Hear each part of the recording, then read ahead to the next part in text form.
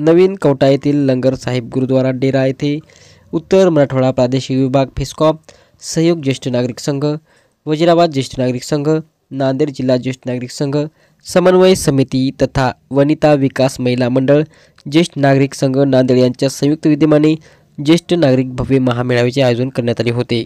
आयोजित महामेळाव्यात उपस्थित प्रमुख मान्यवरांचा सत्कार करण्यात आला। त्यानंतर उपस्थित ज्येष्ठ नागरिकांना मेळाव्यात अखिल भारतीय वरिष्ठ महासंघाचे माजी अध्यक्ष, फिस्कॉमचे माजी अध्यक्ष उपाध्यक्ष यांनी मार्गदर्शन केले। विशेष अतिथी म्हणून जिल्हाधिकारी अभिजित राऊत, जिल्हा विधी सेवा विभागाच्या सचिव न्यायमूर्ती दलजीत कौर, सामाजिक न्याय भवनचे सहआयुक्त शिवानंद मिनगिरे यांची उपस्थिती होती। या महामेळाव्यात नांदेड जिल्ह्यातील हजारो ज्येष्ठ नागरिकांची उपस्थिती होती। भव्य आणि दिव्य असा मेळावा झालेला आहे। विशेषतः या मेळाव्यामध्ये ग्रामीण भागातील मंडळी फार मोठ्या प्रमाणात आली होती आणि त्यामध्ये महिलांचा सहभाग फार मोठा होता, कारण ज्येष्ठ नागरिकांमध्ये महिलांची संख्या ही 53% आहे, पुरुषांची संख्या 49%, 47% आहे। तर यामध्ये खरोखरच अशा कार्यक्रमामध्ये महिलांची संख्या एवढ्या मोठ्या प्रमाणात मी पहिल्यांदाच पाहिली आणि फार मोठ्या आशेने ते लोक आलेले असे त्यांच्या चेहऱ्यावरून दिसत होते की त्यांना अपेक्षा आहेत या सरकारकडून की आपल्याला काहीतरी मदत मिळावी आणि ते खऱ्या मदतीचे हकदार आहेत। मी स्वतः अखिल भारतीय ज्येष्ठ नागरिक महासंघाचा अध्यक्ष 2 वेळेस राहिल्यानंतर 20 वर्ष भारत सरकारच्या राष्ट्रीय स्तरावर काम केल्यानंतर मी 2 वर्ष एका खेड्यात राहिलो, पैठण तालुक्यामध्ये, की आमची शेती आहे तिथे।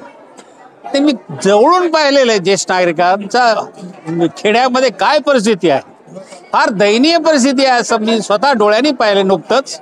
आणि मला खात्री आहे की आपण प्रयत्न केल्यास निश्चितच आपल्याला यश मिळेल आणि सरकारला नमतं घ्यावं लागेल आणि द्यावं लागेल। आपला देश गरीब नाही आहे, आपल्या देशात भरपूर संपत्ती आहे आणि त्याचं वाटप व्यवस्थित व्हायला पाहिजे, योग्य रीतीने व्हायला पाहिजे असं मला वाटतं। धन्यवाद। उत्तर प्रादेशिक विभागानं आज जो ज्येष्ठांचा आनंद मेळावा आयोजित केला होता त्याला फार उत्स्फूर्त प्रतिसाद मिळाला।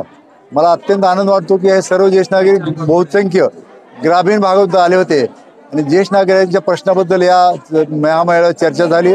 ज्येष्ठांच्या काही थोड्या बहुत मागण्या शिल्लक आहेत त्या देखील सरकार पूर्ण करेल असा मला आशा आहे। यापूर्वीच्या सरकारने देखील ज्येष्ठांच्या जवळपास 70-80% मागण्या पूर्ण केल्यात, त्याच्यामुळे असं काही नाही आणि ज्येष्ठांच्या वरचेवर मागण्या येतच असतात। सरकारकडे आम्ही त्याचा नक्की पाठपुरावा करू आणि यामध्ये आम्हाला यश मिळेल याची मला खात्री आहे। नमस्कार। तर फिस्कॉम ही संघटना गेले 44 वर्ष महाराष्ट्रातील ज्येष्ठ नागरिकांचं उर्वरित आयुष्य सुखाचं, समाधानाचं, निरामय, आरोग्यमय आणि सन्मानाने जगण्यासाठी काम करतं। आमचे 14 प्रादेशिक विभाग आहेत, परंतु आज उत्तर मराठवाडा प्रादेशिक विभागाने हा जो महामेळावा घेतलेला आहे या ठिकाणी उपस्थिती जर पाहिली तर सकाळी 10 वाजेपासून तर 4 वाजेपर्यंत हे ज्येष्ठ नागरिक विशेषतः ग्रामीण भागातले शेवटपर्यंत बसून होते, जागचे हल्लेले नाहीत।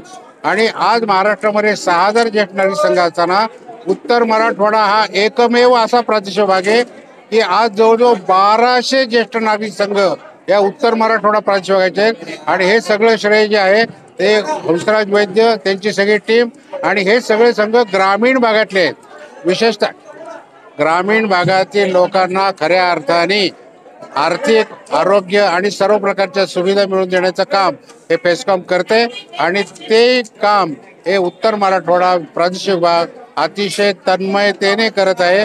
आजच्या मेळाव्याला माझ्या पूर्णपणे शुभेच्छा।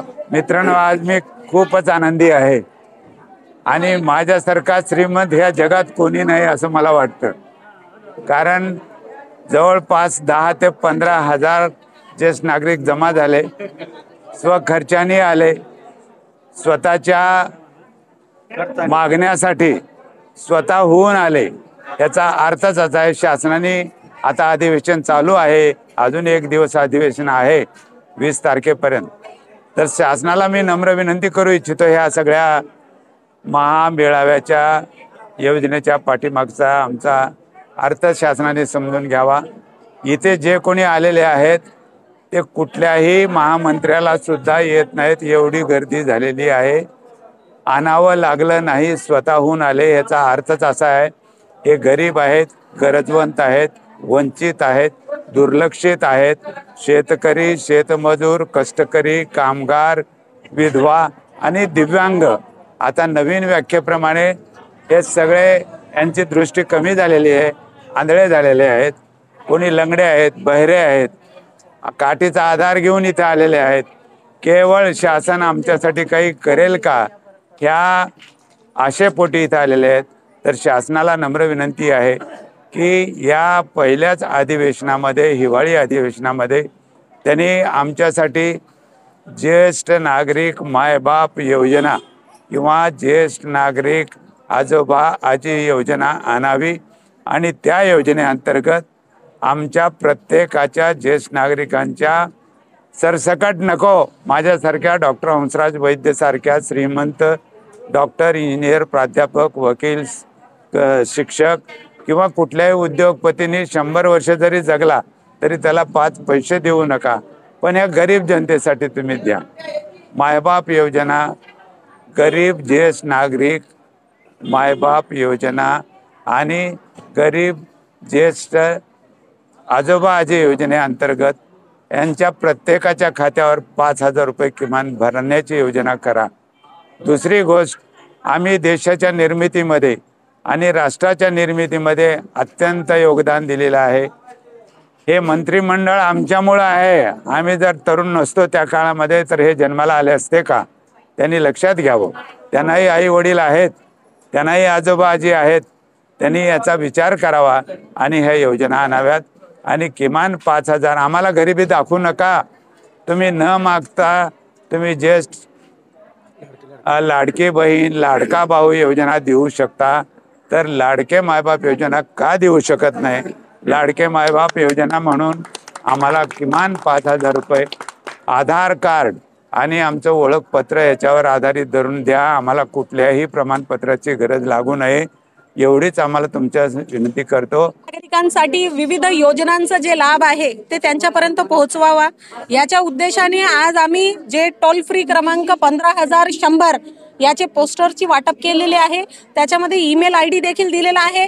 कोणत्याही ज्येष्ठ नागरिकाची कोणतीही समस्या असली त्यांनी ते ऑनलाईन अर्ज भरलं किंवा कॉल केलं तर ते डायरेक्ट आमच्यापर्यंत पोहोचू शकतात. त्यांच्या सगळ्या समस्या सोडवण्यासाठी एखाद्या योजनेचा लाभ मिळत नसेल तर ते योजनांचा लाभ देखील त्यांना मिळावा या सर्व उद्देशाने हे टोल फ्री क्रमांक लॉन्च करण्यात आलेला आहे. हे भारताच्या पातळीवर हा नंबर अस्तित्वात आहे. कोणाच्याही काही समस्या असल्या तर त्यांनी त्याच्यावर कॉल केला किंवा ईमेल केलं तर आपल्याला ऑफिसपर्यंत, वकिलाच्या कार्यालयापर्यंत देखील जायची गरज नाही. तुमच्यापर्यंत आम्ही स्वतः पोहोचतो. तर ह्याचे जे आहे फायदे भरपूर आहे.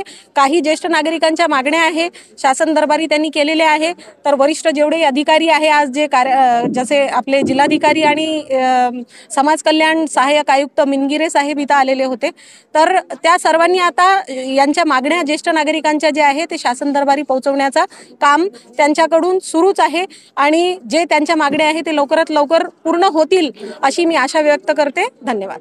उत्तर मराठवाडा प्रादेशिक विभाग कडून जो आनंदी महामेळावा आयोजित करण्यात आला, गुरुद्वारा लंगरच्या या परिसरामध्ये हा महामेळावा अत्यंत सुलभ रीतीने यशस्वी पार पडलेला आहे. आणि आज आनंद होत आहे की या ठिकाणी आलेले उपस्थित मान्यवर माननीय जिल्हाधिकारी साहेबांपासून ते थेट फेस्कॉमच्या सर्व पदाधिकाऱ्यांच्या समक्ष हा महामेळावा इथे सक्सेस झालेला आहे. यामध्ये मागण्यात आलेल्या मागण्यांवर आणि नागरिकांच्या, ज्येष्ठ नागरिकांच्या हक्कांवर विशेष अशा प्रकारचा प्रभाव टाकण्यात आला. आणि दुसरी एक महत्त्वाची गोष्ट म्हणजे शासन ज्येष्ठ नागरिकांकडे का लक्ष देत नाही यावर उभय त्यांनी व्यवस्थित पद्धतीने आपले विचार उभे केले. शासनाने आपल्याकडे ज्येष्ठ म्हणून न पाहता एक अनुभवी आणि समाजाचा घटक म्हणून आमच्याकडे पाहावं आणि आमच्यासुद्धा काही गरजा आहेत, त्या इतर राज्यांमध्ये ज्या ज्या सवलती आम्हाला मिळतात त्या सर्व आपल्याही राज्यातील ज्येष्ठांना मिळाव्यात हीच एक अपेक्षा आणि त्यांच्याकडून असलेली एक मागणी. तर या ठिकाणी आजच्या या मेळाव्याचा शेवटचा पाठपुरावा असा आहे की जोपर्यंत या मागण्या मान्य होणार नाहीत किंवा या मागण्यांचा पाठपुरावा केला जाणार नाही तर आम्ही शासनाच्या विरोधामध्ये किंवा आमच्या स्वतःच्या असलेल्या हक्कांना बजावत आम्ही आमरण उपोषणाचा ऐलान करत आहोत। आणि आमरण उपोषण केल्यानंतर जर शासनाचे डोळे उघडत असतील तर लाडकी बहीण लाडकी भाऊच्या जागेवर लाडकी आजी आजोबा आणि आई बाबा राहतील। धन्यवाद।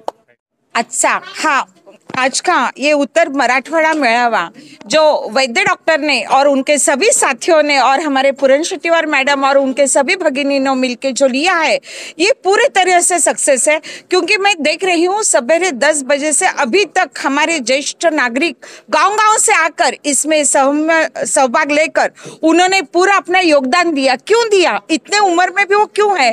तो वो चाहते हैं कि उनके मांगनी मान्य हो। आज हम काफी सालों से इसका पाठपुरावा कर रहे हैं, बार बार हम अलग अलग तरह से मांगनी करते हुए ये लोगों को ऊपर सरकार तक कैसे पहुंचाए इसका प्रयास कर रहे हैं, पर हम इसमें अपयशी क्यों रह रहे हैं? क्योंकि सरकार इस बात पर गौर नहीं कर रहा है। मगर अभी जो वैद्य साहब ने ठान ली है कि अभी 1-2 महीने में अगर इस पर विचार नहीं किया गया तो हम सभी भाई बहनें, हमारे ज्येष्ठ नागरिक, हम सब उपोषण पर बैठेंगे। हमारा उपोषण पर बैठ के इस मांगनी को कैसे पूरी किया जाए इसका और सरकार ने ध्यान देना चाहिए और हमारे सभी बंधु भगिनियों को उनका न्याय देना चाहिए।